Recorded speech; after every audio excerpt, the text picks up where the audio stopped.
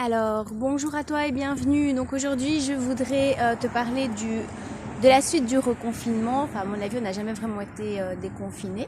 Donc dans la vidéo précédente, je t'avais parlé du 28 octobre pour la France et que logiquement, quelques jours après pour la Belgique, comme ça se fait d'ordinaire. Seulement, au vu des événements et au vu des dernières sources que j'ai pu entendre par des personnes qui travaillent dans l'entrepreneuriat, dans les personnes qui sont franchisées, ce serait apparemment pour vendredi ou lundi de cette semaine, donc dans moins de 5 à 7 jours. Donc je parle bien pour la Belgique. Donc voilà, ça te permet de savoir les choses à l'avance et je dirais que si tu es un entrepreneur, ça te permettrait aussi peut-être de développer ta créativité pour la suite des événements, pour éviter de te retrouver dans des difficultés.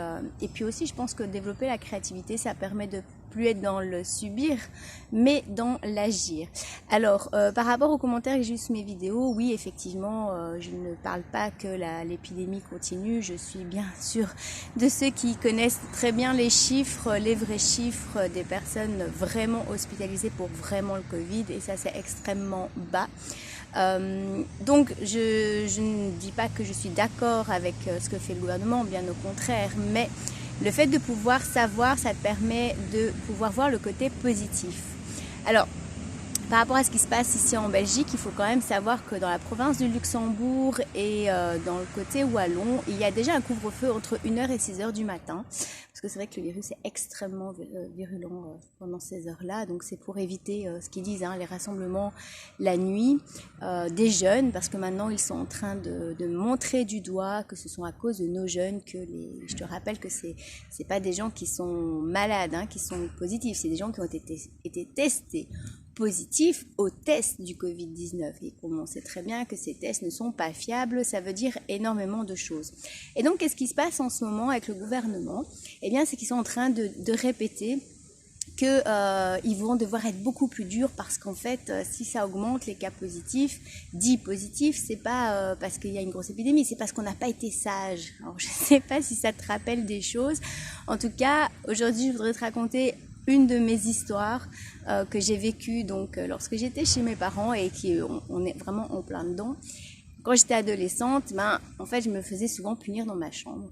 Alors à cette époque-là, il n'y avait pas de smartphone, moi j'avais pas la télévision non plus, c'était très archaïque, puisque dans les sectes, il y en a qui ont des télévisions, mais moi j'avais affaire à des parents très fanatiques et donc la télévision était la manipulatrice à ne pas écouter. D'ailleurs, je ne suis pas contre, quand on parle des médias, c'est pas quelque chose de nouveau. Soit. Et donc, ce qui se passait, c'est qu'en fait, je m'étais aperçue qu'en fait, quoi que je fasse, j'étais d'office punie.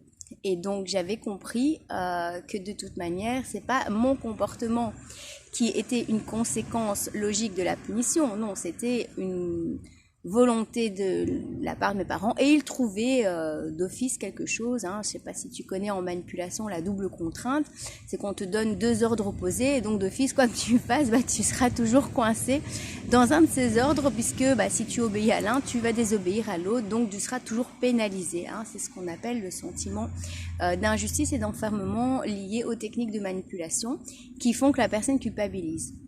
Et donc, nous, on n'a rien à voir avec tout ça, parce qu'on sait très bien que en fait, le gouvernement a juste envie d'être un peu totalitaire et il n'a pas envie de l'affirmer. Et donc, il veut faire passer la pilule en nous donnant la responsabilité sur nous, avec des faux chiffres, bien sûr, et des fausses interprétations de chiffres, parce que les chiffres, même dans la vérité des chiffres, quand on les voit, on comprend, mais l'interprétation des chiffres.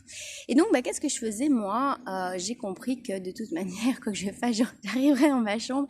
Et donc, je m'étais préparé un vrai cocooning dans ma chambre et je m'étais mis en place des activités qui me plaisaient. Et donc, quand mes parents me disaient va dans ta chambre, je jouais un peu le jeu pour montrer que j'étais fâchée, je faisais semblant de claquer la porte pour pouvoir montrer que je trouvais ça injuste pour de faux, parce que de toute façon, j'avais bien compris. Et donc, je kiffais finalement d'aller dans ma chambre parce que j'avais plein de trucs à faire. Et donc, pourquoi je te parle de ça? Finalement, c'est une question de soit je subis les punitions injustes que l'État nous amène, parce qu'on est vraiment dans cet enfantillage-là, soit j'agis en me disant, puisque c'est comme ça, je vais utiliser la contrainte pour être dans la créativité. Et donc, par rapport à toi, quelle créativité tu peux mettre en place pour que ça se passe bien, ton confinement parce que je te rappelle quand même que selon ce qu'on m'a dit, ce serait pas un confinement aussi cool entre guillemets, qui était déjà pas très cool que l'autre fois, ce serait encore plus sévère. Et ils l'ont dit ce matin à la radio en Belgique que la police va contrôler. Et donc il y a 1600 policiers qui ont été depuis notre nouveau gouvernement, qu'on n'a pas choisi, mais soit, eh bien ils ont dit qu'ils allaient engager 1600 aidés policiers par an. Donc on arrive déjà bientôt en 2021, je te laisse faire le calcul. Et donc ces policiers sont là exclusivement pour faire du contrôle.